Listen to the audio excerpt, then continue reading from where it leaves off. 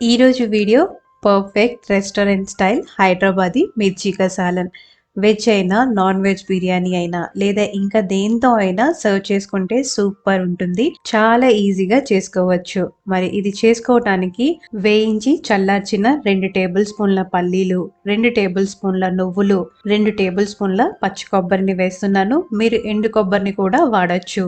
వీటిని మెత్తని పేస్ట్ గా గ్రైండ్ చేసి పక్కన పెట్టుకోండి. తర్వాత 3 టేబుల్ స్పూన్ల ఆయిల్ వేడయ్యాక బిర్యానీ ఆకు 1, లవంగాలు 2, 1 టీ స్పూన్ జీలకర్ర, చిన్న ముక్క దాల్చిన చెక్క, యాలకు 1 వేసి ఫ్రై చేసుకున్న తర్వాత కొద్దిగా అల్లం వెల్లుల్లి పేస్ట్ ని వేసి పచ్చివాసన పోయేంత వరకు వేయించుకోవాలి. తర్వాత ఒక పెద్ద టమాటా ప్యూరీని వేసుకొని ఆయిల్ పైకి తేలేంత వరకు ఫ్రై చేసుకోవాలి. తర్వాత 3 పచ్చిమిరపకాయలు, గ్రైండ్ చేసుకున్న పేస్ట్, రుచికి తగ్గ ఉప్పు, 1/2 టీ స్పూన్ పసుపు, రుచికి తగ్గ కారం, 1 టీ స్పూన్ ధనియాల పొడిని వేసి మిక్స్ చేసుకొని కాసేపు మగ్గనివ్వాలి. ఆయిల్ ఇలా పైకి తేలేంత వరకు ఫ్రై చేసుకొని హాఫ్ నిమ్మకాయ సైజ్ కన్నా ఇంకాస్త తక్కువ చింతపండుని తీసుకొని కాసేపు నీళ్ళలో నానబెట్టి ఆ రసాన్ని ఇందులో వేసుకోవాలి. అలానే 1/2 కప్పు వాటర్, 1/2 టీ స్పూన్ గరం మసాలాని వేసి ఇలా చిక్కగా అయ్యేంత వరకు కుక్ చేసుకోవాలి. మీడియం ఫ్లేమ్ లో కుక్ చేయండి.